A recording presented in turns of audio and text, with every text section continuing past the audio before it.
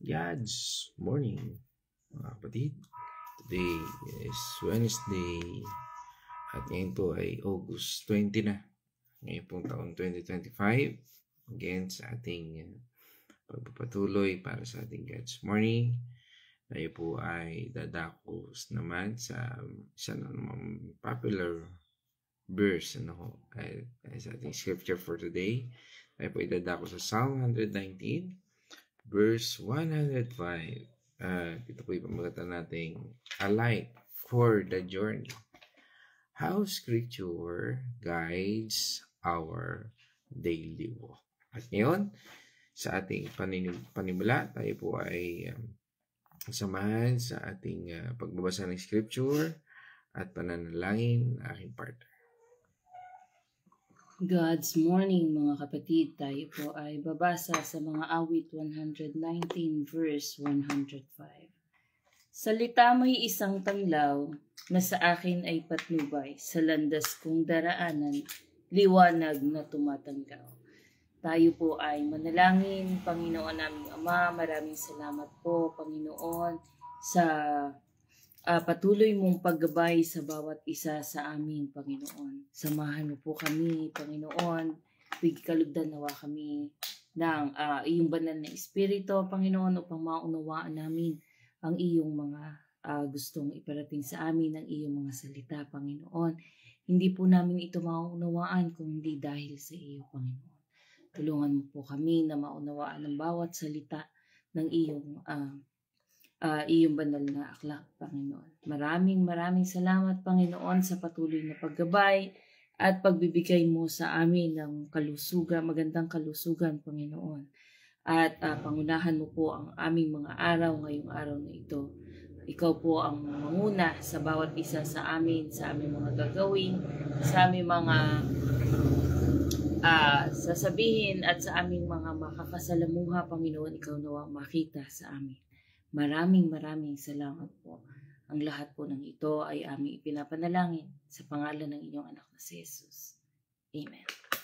Amen. Okay, so purihin ng Diyos at paganda nitong ating sabi nga daw, your word is a lamp to my feet and a light to my path. No? At sabi nga po, ang Psalm 119 ay kilala bilang pinakamahabang chapter, the longest chapter sa Bible, mula Old to New Testament, yan ay ang pinakamahaba, at ito po ay sabi nga ay may verse na 176, Ganun siya kahaba, Pero hindi lang po ito about sa haba. It's about a love letter to God's word, Lahat po ng verse dito ay nag-discuss, kung gaano kahalaga ang salita ng Diyos sa buhay ng bawat mananampalataya, sa buhay natin.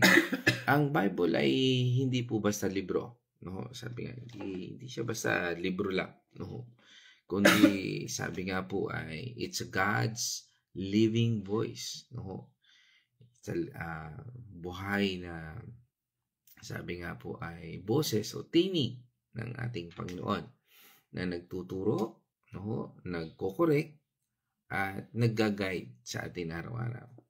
Ulitin po, ito po ay nagtuturo, nagko-correct at nagga-guide sa atin araw-araw. Kaya hindi pwedeng, alam ko na yan. Kasi ang salita ng Panginoon Diyos, lagi siyang may new revelation. Kasi ang Diyos ay lagi siyang fresh, every morning. Let's imagine na nasa madilim na lugar ka o isang kalsada, sabihin na natin, walang ilaw. Hindi mo alam kung saan may lubak ba, may panganib ba, o may bangin ba sa dadaanan mo.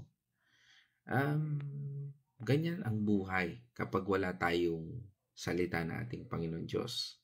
Kaya po napakahalaga ng salita ng Panginoon Diyos sa bawat araw ng buhay natin. Ang Bible study ay nagpapatungkol din po sa atin yan. na magandang maging gabay natin na dapat meron tayong pag-aaral everyday, ano ho.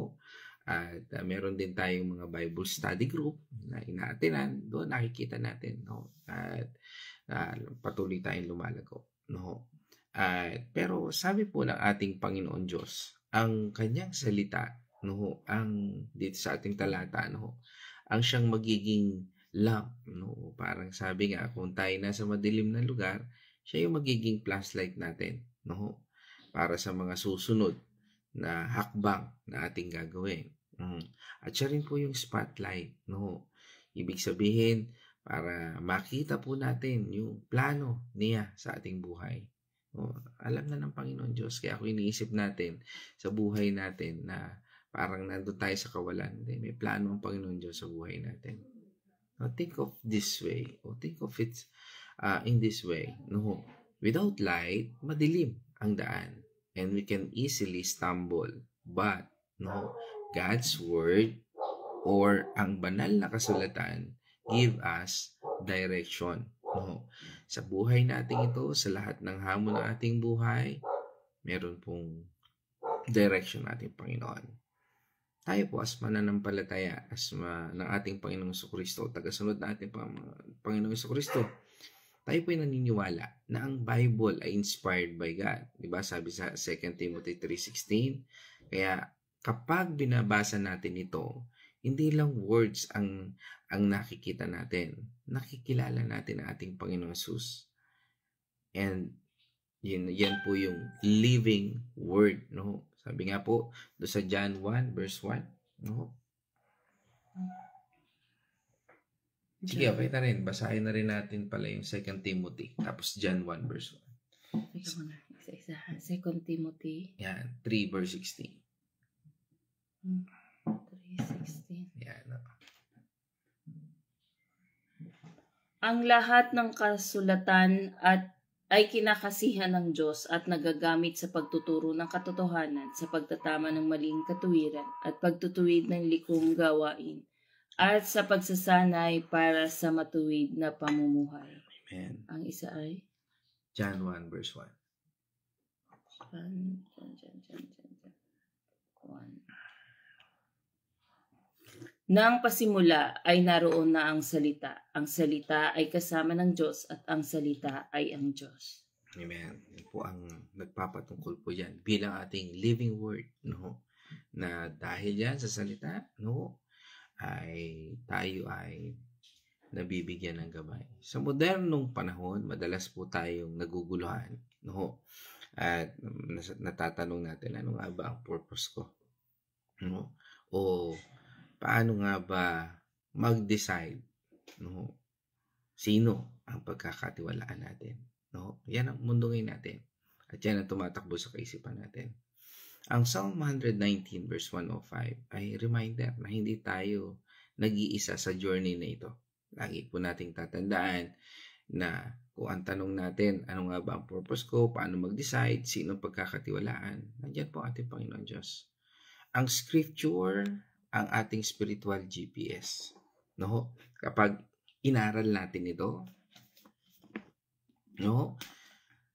Pakikinggan natin ito, at sinusunod natin ito, o susundin natin ito, magkakaroon po tayo ng direksyon, peace, at confidence. Na kahit medyo ang daan ay, sabi nga, ay malabo, no? Pero alam natin na ang ating Panginoon Diyos ang nagliliwanag sa anumang path ng ating buhay.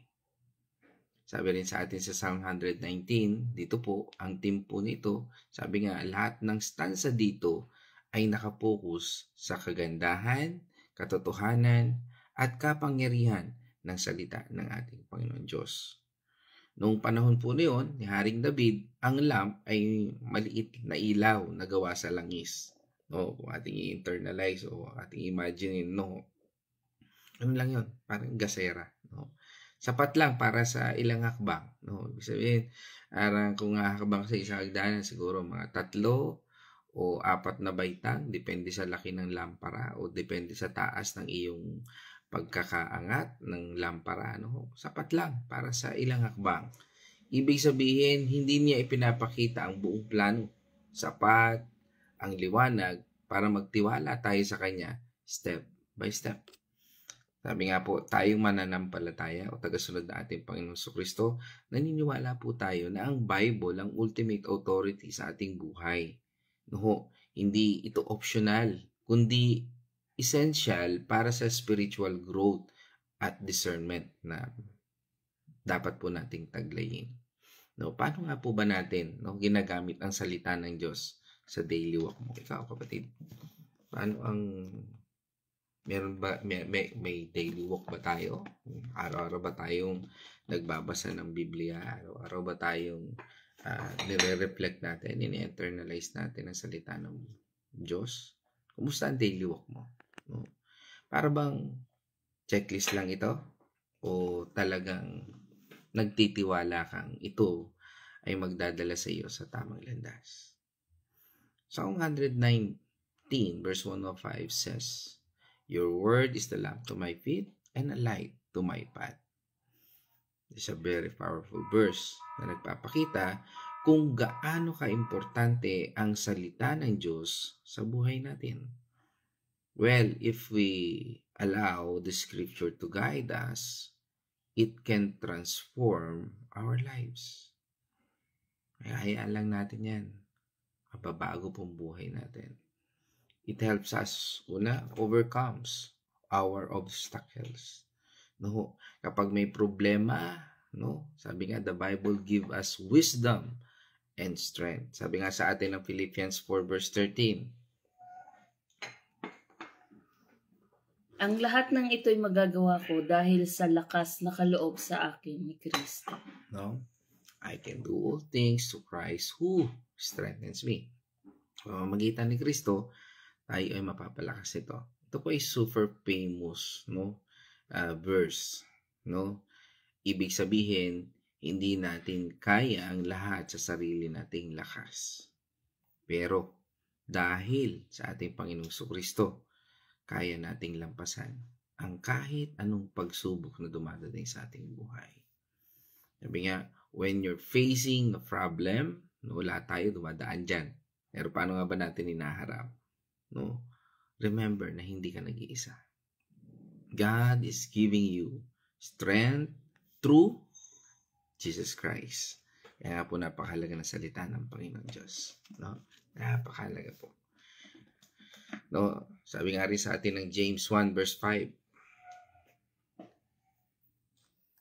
Ngunit kung ang sino man sa inyo ay kulang sa karunungan, humingi siya sa Diyos at siya'y bibigyan, sapagkat ang Diyos ay di nagbibigay ng sagana at di nanunumbat. Amen. Sabi nga, kapag hindi mo alam kung anong gagawin, ask God. Hindi siya nagdadalawang isip na magbigay ng wisdom sa sino mang tumatawag sa Kanya. Ang promise dito, ihingi ka lang, ibibigay niya. So before ka magpanic, pray for wisdom to understand the situation and find the solution based on God's principle. Malimit pag nagpapanik tayo, nakapokus tayo doon sa takot. Instead na mag-focus tayo, Lord, anong nangyari, ba't paligid-ligid na naman sa aking isipan, sa aking puso, always go to God's principle. Hanapin natin ang salita niya. Doon makikita po natin yung purpose natin. And that's number 2. Find our purpose. It reveals God's plan for our lives. Very popular po dyan yung Jeremiah 29 verse 11. Sige, basahin natin. Sapagkat batid kong lubos ang mga plano ko para sa inyo, ang mga planong hindi ninyo ikasasama, kundi para sa inyong ikabubuti. Ito'y mga planong magdudulot sa inyo na ang kinabukasang punong-puno ng pag-asa. And for I know the plans, ang plano ng Diyos. Ito Ito ay classic verse about God's plans. Sabi nga ng ating Panginoon Diyos, alam niya ang plano niya para sa atin. Plano na magbibigay ng hope and future. Hindi para saktan na tayo. This is a reminder that God has a purpose for your life, even if you can't see it right now. Sana din natin kagad nakikita yan. But trust, no? Magtiwala po tayo that His plans are good. No, mabuti po. Hindi po siya kailanman magpaplano sa atin ng masama. Kaya nga po, sa lahat ng ito, kung inisip natin, gumawa na rin kaya ako ng masama. No, hindi po. Ang gusto ng Panginoon, in spite of your situation, gumawa ka ng mabuti. Kung ang mga tao sa paligid mo, ang response sa'yo ay hindi maganda, huwag mong gagayahin. Hindi, mag-response ka ng maganda, ng naaayon sa kalooban ng Panginoon. Dahil ginawa tayo ng Panginoon, ng ating Panginoon Diyos para gumawa ng mabuti.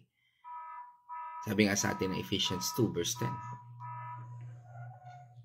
Sapagkat tayo'y nilalang ng Diyos, nilikha sa pamamagitan ni Kristo Jesus, upang iukol natin ang ating buhay sa paggawa ng mabuti.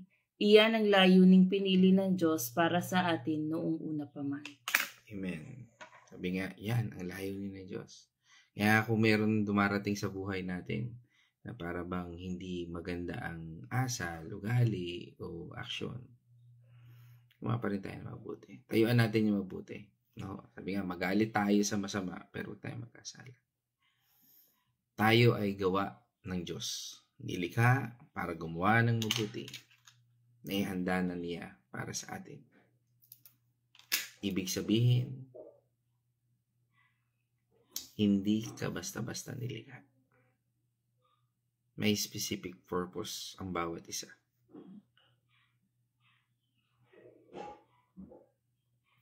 Para sa atin, ang ating Panginoon Diyos. Sabi nga, He has already prepared good works for you to do. Your job is to discover what those are and walk in them. Kaya nga po tayo ay patuloy na nag-aaral ng salita ng Panginoon Diyos. Yan yung kailangan natin gawin. Ano nga ba kailangan kong matutunan? Pag hindi natin nakukuha ang mga bagay, no, sa paglakad natin, tinuturuan tayo ng Panginoon. Kasi the more na nagsasaliksik tayo, the more na nakikita, doon natin naiintindihan Panginoon Diyos. Kaya nga binigyan niya tayo ng isang libro. Isang libro na nagbabago at makapagpabago sa buhay natin. Makapagbabago sa ating isipan, sa ating gawin. Hindi tayo perfecto. Pero ito nagpapakita ng perfectong Diyos. No? Ito yung nagpapakita ng perfectong Diyos at nagpapakita ng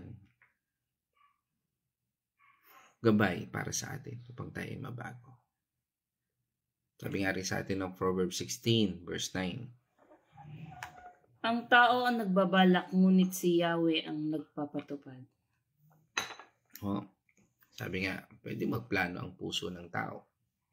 Pero ang Panginoon ang nagtuturo ng mga hakbang natin. We can make our own plans. But ultimately, God is the one who guides our path. Kaya makikita natin ba't hindi nangyayari agad-agad yung mga bagay sa buhay natin eh. Dahil nakikita ng Panginoon Diyos minsan na out-track tayo. No? This means we should seek His guidance in all our decisions, and sabi nga, be open to His leading. No? Hayaan natin siya magmanoobra ng buhay natin. Magtiwala tayo. Even if it's different from what we originally planned. Minsan ang plano natin ganon. No? Minsan ang iniisip natin, Lord, sumunod ka sa plano ko. Oh, Lord, ito yung plano ko eh. Hindi ka sumusunod sa akin eh. Tandaan natin, si Lord, mas alam niya kung ano yung mas makabubuti sa atin. Kaya kung yung plano natin hindi nauugnay doon sa plano ng Diyos, tandaan mo, hindi mangyayari yan. 1 Peter 4 verse 10.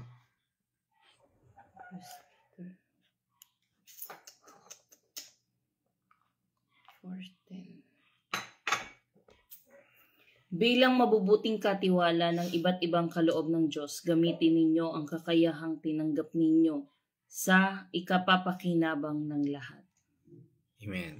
Lahat po ay meron kanya-kanyang gift. No, hindi mo ibig sabihin wala kang gift. No. Sabi nga, lahat ng tao ay merong gift.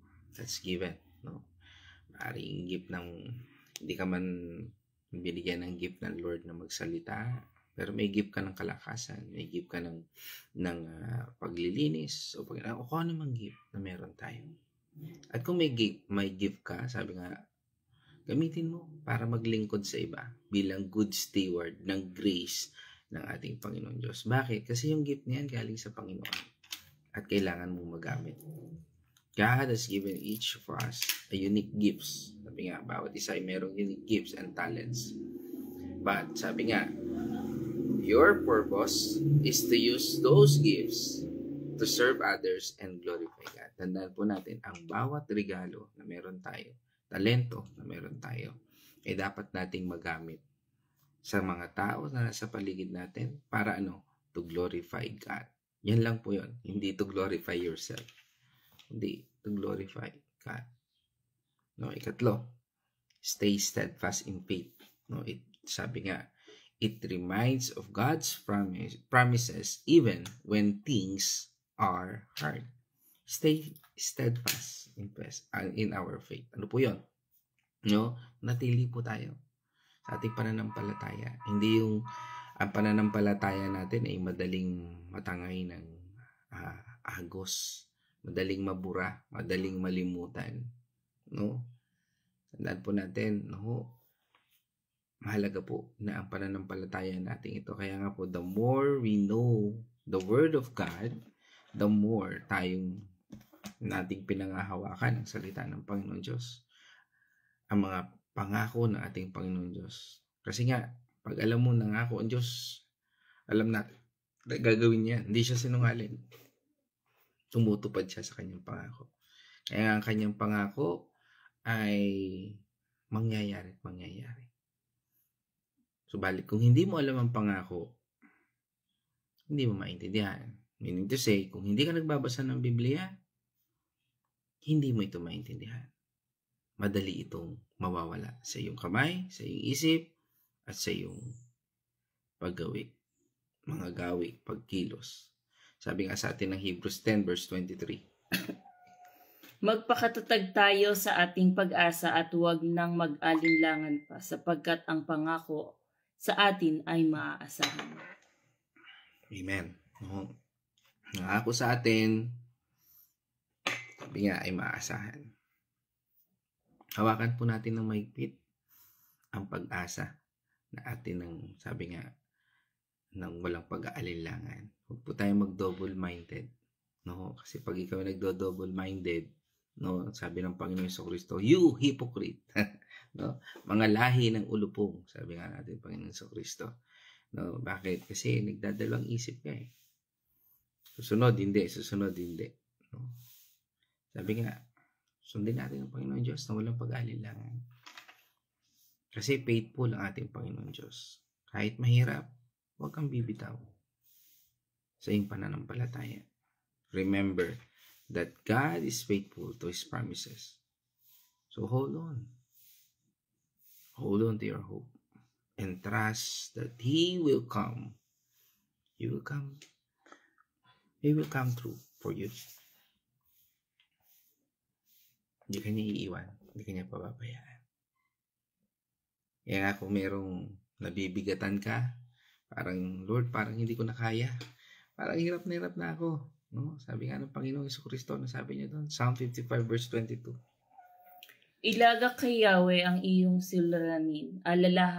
Aalalayan ka't ipagtatanggol din. Ang taong matuwid, din niya bibiguin. No? Sabi ni Haring David, no? Yan. Sabi rin ng Panginoong Jesucristo, carry my yoke is very light. Ganun din si Haring David. Ika nga, ibigay mo ang burden mo sa Panginoon. At aalalayan ka niya.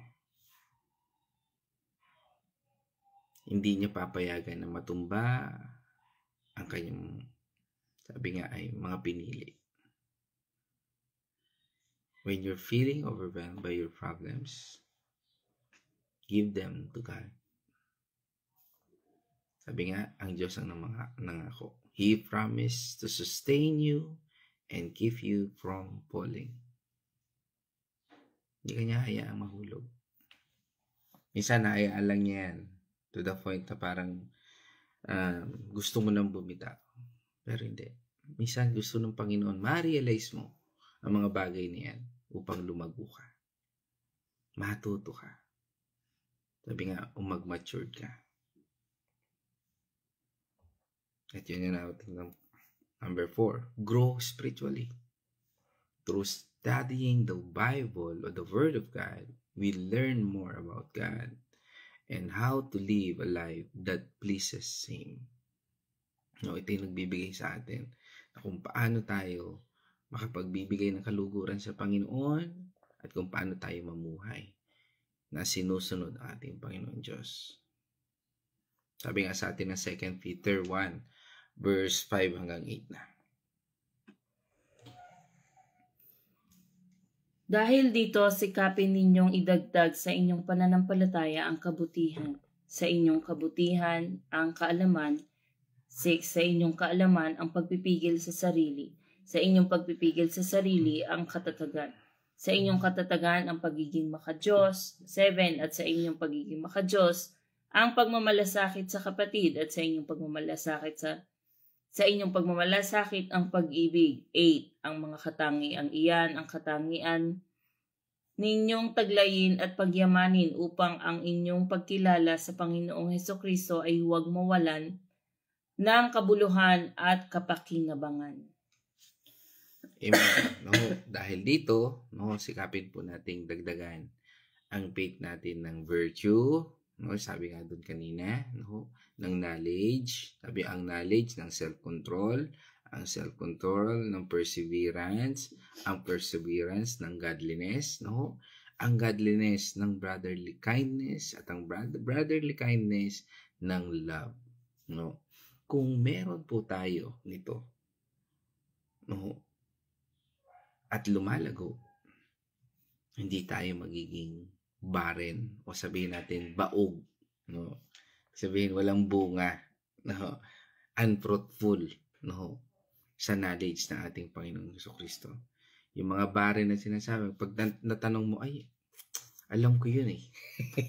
O kaya, ay, bakit ba ako naging ganon? No, parang sabihin na natin, nagiging baog isang Kristiyano. Kung una, hindi niya sinusunod ang salita ng Panginoon Diyos, hindi siya nagbababad ng salita ng Panginoon Diyos, yan po yung barrenness na sinasabi po dyan sa Biblia. Sabihin, hindi ka namumunga. Hindi lang sa wala kang anak, kundi hindi ka namunga. Hindi namunga ang salita ng Panginoon Diyos. So, kaya Bible study ka ng Bible study, hindi naman nakikita sa buhay mo. Nangaral ka ng salita ng Panginoon Diyos, pero hindi mo naman isinasabuhay. This verse encourages us to actively grow in our faith by adding different virtues to our lives. Sabi nga, it's a process of continuous learning and development. Sa buhay natin, hindi natatapos yan. Pag natapos natin ang Biblia, natapos natin nabasa na natin yung verse, hindi po yung gano'n. It's continue development, continue learning. Kaya nga ang salita ng Panginoon Diyos, pag yan ibinasa mo ngayon, kasusunod, binabasa mo ulit. Parang bago na ulit. Bakit? Kasi it reflects to our lives. Nagre-reflect ito sa buhay natin ng tama. Sabi nga rin sa atin ng Hebrews 5 verse 13 to 14. 13. Ang sanggol pa ay nabubuhay sa gatas at kulang pa ang kaalaman sa salita ng katwiran. 14. Ang matigas na pagkain ay para sa may sapat na gulang at marunong ng kumilala ng mabuti at masama. Amen. Marami ang matatanda na pero asal bata. Marami namang bata na asal ay matanda na. Meaning to say, ito po yung nagpapatungkol sa atin na bilang tayo, kung gusto nating mag-mature sa pananampalataya, sabi nga po ay doon sa talata, kumain po tayo ng solid food. Ibig sabihin, maging lumalim po tayo sa salita ng Panginoon Diyos. Ang solid food ay para sa mga mature. Kaya nga po, hindi tayo magmamature kung hindi ka nag-aaral ng salita ng Panginoon Diyos. Minsan, di ba, mag-aaral ka lang ng salita ng Panginoon Diyos, ay naatasan ako ni Pastor mag-preach, naatasan ako ni Pastor na offering ng tithes, naatasan ako ni Pastor para mag-offering prayer, naatasan ako. Yun, doon ka lang magbabasa ng Biblia. Sabi nga po, ang pag-aaral ng Biblia is our daily lives. Our daily reflection, our daily verse, yung Bible study, nakakatulong po sa atin. Kaya makikita natin ang mga matured Christian, no? Tingnan mo mga life niyan. Halos ang hinahanap niyan, Bible study. Bakit? Kasi yan ang pagkauhaw sa salita ng Panginoon Diyos. Yan ang solid food. At dahil sa paggamit ng salita ng Panginoon Diyos, nasasanay po tayo. O yung ating mga senses, parang kumbaga sa kung solid food na ating kinakain, yung mga senses natin, no, ay gumagana. Para sa ating spiritual naman, no, yung ating mga discern, no, ay lumalakas. Nadi-discern natin yung good and evil, no. Doon natin nakikita yung mali at yung masama, ay yung tama, yung mabuti at masama. As we grow spiritually, we should be able to understand the different truths and discern between good and evil. This comes through studying the Bible and applying its principle to our lives. Kung patuloy natin pag-aaralan ng salita ng Panginoon Diyos, makikita natin ang prinsipyo ng Diyos. Paano natin ito magagawa in our daily lives? Again, Bible study. Regularly reading and studying the Bible. Sabi niya, ito ay super important. Hindi lang important, super pa. Kung lagi ka nag-aaral ng salita ng Panginoon Diyos, meron ka ng sariling pagbabasa, tapos may Bible study ka pa. Yan, mamaya, invite po namin kayo. Nasa Hebrews 11 na po kami. No? Chapter Hebrews 11. Kung gusto niyo po mag-join, yan, magbasa na po kayo. Tapos, ating pong pag-aralan, sama-sama po nating tuklasin kung ano yung natuklasan nyo. At bawat isa po ay, tayo po ay magbahagi na ng salita ng Panginoon Diyos. No? Napakalaga po. Sabi nga, Bible study is super important. No? Again, ano pa? Prayer. Para magawa po natin ito, no? Praying for understanding and guidance as we read. Pagka po tayo ay patuloy na tumutunghay o tumatanghod sa salita ng Panginoon Diyos, no? Maintindihan po natin siya sa pamamagitan, no? Panalangin natin. Diyan natin makikita, Lord, hindi ko naintindihan. Panginoon, bigyan mo ako ng wisdom. O sasabihin sa'yo ni Lord, lumapit ka kay pastor na ganito, kay kapatid na ganito. Pag-usapan nyo. Kapatid, ano ba yung pagkakaintindi mo sa verse na ito? Medyo naguguluhan ako eh. Ano nga ba ang pangunawa natin dyan? Paano ko ba ito matututunan? No? There are some methods na ginagamit niya na pwede mong matutunan.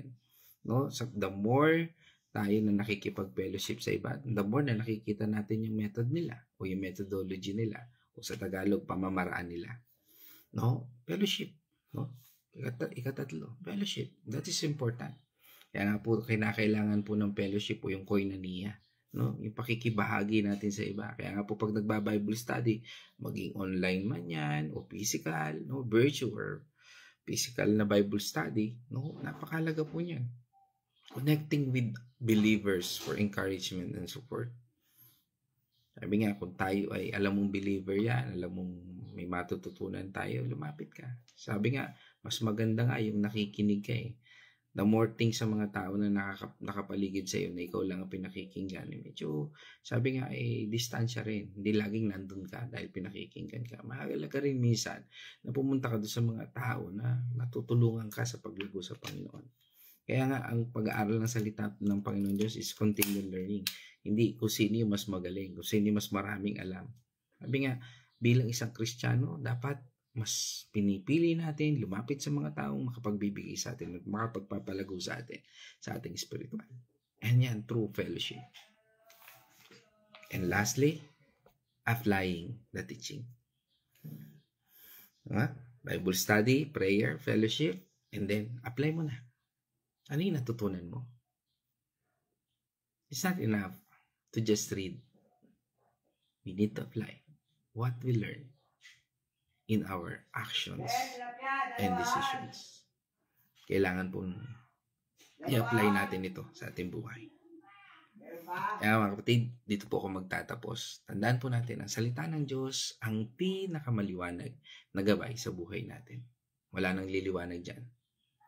Whether sa pagharap sa problema, o sabihin natin overcome obstacles, paghahanap ng purpose, pagpapatatag sa ating pananampalataya, sinasabi nating steadfast faith, o paglago bilang mga Kristiyano, our spiritual growth. Ang Biblia po, ang ultimate source ng liwanag at karunungan na kailangan natin. Bilang mga tagasunod na ating Panginoon Kristo, hindi sapat na basahin lang natin ang Biblia o salita ng Panginoon Diyos. Kailangan natin itong isabuhay. Tulad ng sinasabi po sa atin ng Joshua 1:8, huwag mong aalisin. No, sabi nga, ang aklat na ito sa iyong bibig. Bagkus ay pagbulay-bulayan mo ito araw at gabi upang ang iyong masunod ang lahat ng nakasulat dito. Sapagkat magtatagumpay ka sa iyong lakad at magkakaroon ka ng mabuting katalinuhan. Kaya saan man tayo dalhin ng landas natin, hayaan natin na ang salita ng Panginoon Diyos ang magsilbing ilaw natin. Sa madilim na panahon, magtiwala tayo. Ang Diyos ang magpapakita ng sunod na hakbang. Sa paghanap ng direksyon, manalangin tayo at magtiwala sa kanyang timing. Sa araw-araw na laban, alalahanin natin na ang kanyang mga pangako ay hindi kailanman magbabago. Mga kapatid, maglaan po tayo ng oras para sa salita ng Panginoon Diyos. Kung gagawa natin ito, mas makikilala natin ating Panginoon Diyos. Mas magiging malinaw ang kanyang kalooban at mas magiging matatag tayo sa pananampalataya. Naway palagi po tayo maging masunurin sa liwanag ng kanyang salita at maging saksi ng kanyang biyaya sa iba. Kahit hindi natin nakikita ang buong daan, magtiwala po tayo. Ang Diyos ang magiging ilaw natin hanggang sa makarating tayo sa kanyang purpose, layunin para sa atin. Salamat mga kapatid. Keep walking in His light. Again, ngayon naman ay nais kong ibigay ang natitirang bahagi, ang oras natin para sa reflection ng aking part. God's morning mga kapatid. Ito po ang aking reflection sa ating pag-aralan kayo umagang ito. Sabi nga po dito sa Psalm 119, 105, ang iyong salita ay ilawan sa aking paa at liwanag sa aking landas. Ito pong Biblia ang ating ilawan na tumatanglaw sa ating buhay upang mas makita natin ang madilim nating dadaanan. Kahit ano man ang kinakaharap nating pagsubok, merong kasagutan sa Biblia na magbibigay sa atin ng linaw at kasagutan sa dapat nating gawin. Sa lahat ng ating gagawin, isangguni natin sa Panginoon at gagabayan niya tayo sa pamamagitan ng kanyang Holy Spirit na nasa atin. Bibigyan tayo ng conviction upang malaman natin ang ikabubuti at ikasasama natin. Sabi nga po kanina, tayo ang nagpaplano pero ang Diyos ang nagpapatupad. Kaya kung anuman ang meron tayo ay ang Diyos ang nagbigay sa atin. Wala tayong kakayahang matupad ito kung hindi iaalaw ng Lord sa buhay natin. Kaya palagi nating isangguni sa ating Panginoon ang lahat ng pasanin natin at alalahanin at aalalayan tayo ng Panginoon upang mapagtagumpayan natin ito. Isama po natin palagi sa ating pang-araw-araw sa ginagawa natin ang panalangin, pagbabasa ng Biblia, devotion, at ito po ang magiging tanglaw nating ilawan sa ating paanan at makakalakad tayo ng matuwid at walang pag-aalinlangan sapagkat kasama natin ang Panginoon. Ang pag-aaral ng salita ng Panginoon ay personal nating relasyon sa Diyos. Ito po ay pakikipag-usap natin sa Panginoon. Always pray na magkaroon tayo ng wisdom upang maunawaan natin ang gustong sabihin ng ating Panginoon sa atin. Magkaroon po ng fellowship sapagkat nagkakaroon tayo ng support system sa ating mga pinagdadaanan. Magpalakasan tayo sa isa't isa at i-apply natin sa buhay natin ang lahat ng ating mga natutunan sa ating pagbabasa ng Biblia, sa pakikipag-fellowship. At kailangan na isabuhay natin ito at sumunod sa ating Panginoon upang magkaroon ng liwanag sa ating pang-araw-araw na buhay. Ito po ay isang gabay upang mapagtagumpayan natin lahat ng pagsubok na meron tayo. Ito po ang nagbibigay ng sisilbing liwanag sa atin upang mapagtagumpayan po natin lahat ito. Hindi po natin magagawa ang lahat ng bagay na ito kung wala ang ating Panginoon. Kaya palagi po tayong manalangin at humingi ng kaalaman sa ating Panginoon. Sapagkat nandyan lang po ang kaaway na pwede tayong dagitin sa anumang sitwasyon ng ating buhay. Kaya wag po tayong papadala kung tayo man po ay nasa sitwasyon na ganon. Always pray. Ang Panginoon po ang magbibigay sa atin ng kasagutan at katagumpayan sa ating buhay. Yun lamang po. God bless po sa inyong lahat at maraming salamat po. Okay, praise God. At salamat po. At ngayon naman tayo po ay salamatan po natin ang ating mga kapatid online at dito po sa ating comment section. Ang nandito po sa unahan ay mula po sa Pampanga, yan ay si Ate Cindy Mercado. Kasama po natin, pagpalang umaga ate. Yan, sinundan din naman sa Bulaking Chaong, no, ni Ate Gloria, no, Nanay Glo, yan. Yan. Okay. At syempre, kasama rin po natin si Pastora Pe Andal ngayong araw na ito. Mula naman sa San Pablo at batiin na rin natin ang buong family ng Andal Artillaga. Yan. Syempre, kasama rin natin si Winnie Patual mula naman sa Villa Escudero. Yan, pagbati sa buong pamilya. Yan. At syempre si Kuya George Pios, yan, mga regular mo, lagi nating nababanggit na rin. Kuya George Pios mula po sa Bacolod. Syempre kasama rin po natin ang aking magandang nanay, Corazon Gitgano Mercado. Yan. At yan. Okay. At kasama rin natin mula sa bayan ng Liliw, si Nay Edna Arcena. Yan. Yan, God's morning. At syempre kasama rin po natin si Kuya Chris, no, Artillaga, dyan po sa Bulaking Chaong.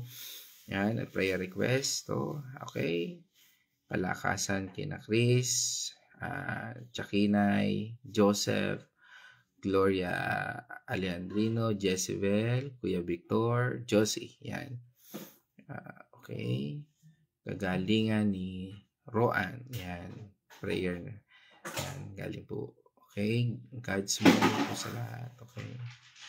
Yan. Pagbati. Yan. Ni Kuya Chris, kay Ian, Mark, at kay Jerome, at Tilyaga. Yan. Yan. Okay. Pagbati rin, no? Mga pagbati dito. Yan. Salamat, pag-iingat kay Ian, kay Kyle, kay Casey. Salamat po. Yan. Pagbati, yan. Lahat ng pamilya, yan. Kagalingan ni Ayan Bautista, yan. Galing kay Kuya Chris. At kasama rin natin, no? Nakita ko si Plabel. Hi, Plabel. Kumusta ka na? No? Yan, kay Plabel Garcia, no? Yung mga dati nating mga kapatid natin. Yan, isang mapagpalang umaga sa iyo, kapatid. Paano may natutuwa? Yan. Pag-iingat kina Maria Lorena, Jerome, Anthony, ang request, Julius, Ella, Gami, na nasa malayong bansa. Kagalingan ni Marie Claire Rebong, sabi nga ni Kuya Chris. Yan. Pag-iingat kay Pastor Ed Srona, ni Nanay Gloria. Yan. Mapagpalang umaga po, mga kapatid. Malasbas Bondani, mapag-iingat sa nalalapit na panganak ni Sister Tip, no? Braga Capos family. Yan. Okay, De Los Santos, Andal, Nonoso, Go, at Talavera family. Yan. Kalakasan kina Pastora Fe, Sister Winnie, Marta, at Winnie, at sa lahat, no? Yan. Kagalingan ni Shakinay. Yan. Sama rin natin ang aming Chris Aquino. Hindi po, si Marife Bunalos, kasama po natin sa Dubai. No? At syempre kasama rin po natin ang aking classmate, no? Si Ma'am Hazel Esmundo. Yan. Ang manager po ng St. Peter. Yan. Isang pagpalang umaga. No? Ayan, kagalingan po ni Carosan Madriaga. Pakaingatan mga kapatid. Yan, okay? Yan. At syempre kasama rin po natin si Ate Marta Artiliaga. Yan, purihin natin Panginoon Diyos. Yan, ito prayer request ulit. Kagalingan po ni Irene Artiliaga. No? Yan, pag-iingat kina Brother Rolly, Angel, Ezekiel Malasmas. Yan. Okay. Yan. At sino pa? And that's all. No? And salamat po sa prayer request. Sa panalangin din po sa aming pamilya. No? Isang mapagpalang umaga mulit. At sa ating pong pagtatapos, tayo po ay manalangin. O manaming Diyos na makapangyarihan, kami po ay nagpapasalamat sa iyong kabutihan at sa iyong aral mula po dito sa Psalm 119 verse 105, Lord, na pinamagatang a light for the journey, how scripture guides our daily walk. O Lord, salamat Panginoon sa iyong paghahayag, Lord, ng talatang ito sa aming buhay, na nagbibigay sa amin, Panginoon, ng paalala, pagtutuwid, at pagtatama sa lahat ng aming iniisip, ginagawa at sinasabi. Patuloy niyo po kaming gabayan, Panginoon, at aming pag-aaral nito ay patuloy na maisabuhay namin ang bawat talata, bawat salita na aming napakinggan. Patuloy, Panginoon, na kami po ay nagpapasalamat sa iyong banal na Espiritu na siyang tunay na nagbigay ng mensahe sa amin at patuloy na gumagabay sa amin upang maihayag ang iyong kalooban. At sa iyong patuloy na pagkakaloob ng kalakasang ito, dalangin po namin na ito ay may bahagi rin namin sa iba. At ikaw lamang, Panginoon, ang mabigyan ng papuri at pasasalamat. Again, O God, we thank you and we praise you sa lahat ng ito, sa lahat ng kagalingan, ng may mga karamdaman, patnubay, Panginoon, at pagpuno sa pangangailangan, naging ito man na espiritual, Lord, at pinansyal, at lahat ng area ng aming buhay. Ito po pinagkakatiwala namin sa iyo. Salamat, Panginoon, sa iyong patuloy na gabay at patuloy na kalakasan sa aming buhay nito. Kami po ay magtitiwala. At patuloy niyo po kaming pagkalooban ng kalakasan dahil inaamin po namin na hindi namin kayang itong labanan kung kami lang. Kailangan po namin, Panginoon, ang iyong tulong. Sa pamamagitan ng iyong banal na Espiritu at pananampalataya namin na sa aming Panginoong Jesucristo ay aming Panginoon tagapagligtas. Nananalig po kami sa iyong salita na ito'y magkaroon ng buhay at may bahagi rin po namin sa iba. Again, O God, we thank you and we praise you. And this our pray in the name of our Lord Jesus Christ. Amen and amen. Mga kapatid, let us shout the shout of victory. Christ is died. Christ is risen. Christ will come again. And together we are for Christ. Again, God's morning, everyone.